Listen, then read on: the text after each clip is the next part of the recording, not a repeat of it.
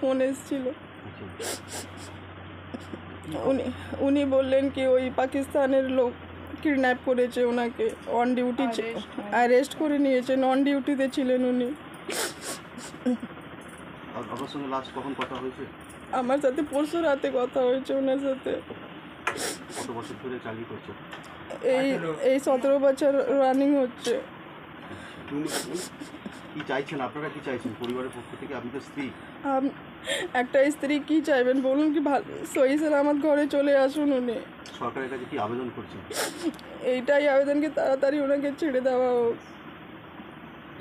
ওনার নামটা বলে দিন। আমার নাম হচ্ছে রজনী সাউ।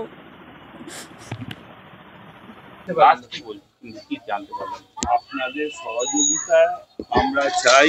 একটা জিনিসই কি, আপনাদের মিডিয়া সহযোগিতা, সব খবর আপনারা জানেন, অনেকগুলো চ্যানেলকে খবর একই খবর বলা হয়েছে, এবং আমাদের ভারতবর্ষ গভর্নমেন্ট যেভাবে আমার বাড়ির ছেলেকে, ভারতবর্ষের ছেলেকে ফিরিয়ে আনার জন্য চেষ্টা করছে, রাজ্য সরকার এবং ভারতবর্ষের যে ডিফেন্স অফিস আছে তাদের তরফ থেকে আক্রান্ত চেষ্টা চালানো হচ্ছে।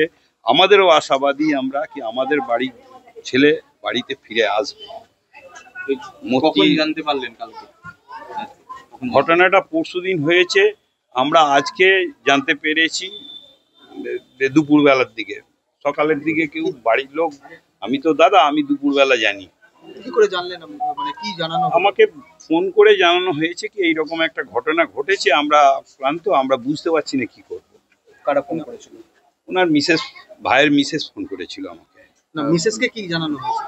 মিসেসকে ওর কলিগরা জানিয়েছে। কি জানিয়েছিল সেটা, কি কথা হয়েছে? কি এইরকম ভাবে একটা হয়েছে, আমরা ডিউটি করছিলাম, কিন্তু বলেছে কি আমাকে কাউকে বলার দরকার নেই, আমরা ডিউটি করছিলাম। ও বসেছিল, শরীর খারাপ মনে হচ্ছিল, ক্লান্ত হয়ে গেছে ডিউটি করতে করতে, একটা গাছের তলায় বসার জন্য গেছিল।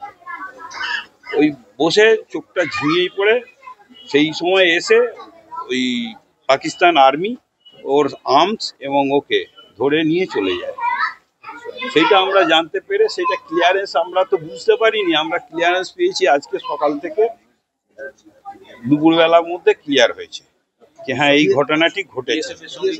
বিএসএফ এর জওয়ানদের সঙ্গে তাদের সহযোগিতা, যারা ওই বিএসএফ এর সঙ্গে কর্মরত, তাদের বিভিন্ন রকম লোকের নাম্বার জোগাড় করে আমরা তাদের মাধ্যমে সেখান থেকে আমরা খবরটা পাই, এবং বিএসএফ দপ্তরে আমরা ফোন করি, সেইখান থেকে আমাদেরকে কথা দেওয়া হয় এবং তারা আপ্রাণ চেষ্টা করছেন। ভারত গভর্নমেন্টের যে বিএসএফ ওই ডিভিশনের যে 24 নম্বর ব্যাটালিয়নের যে স্যার রয়েছেন, ওনাদের প্রচণ্ড চেষ্টা চালাচ্ছেন যাতে আমাদের ঘরের ছেলে ঘরে ফিরে আসে। আপনি কি চাইছেন?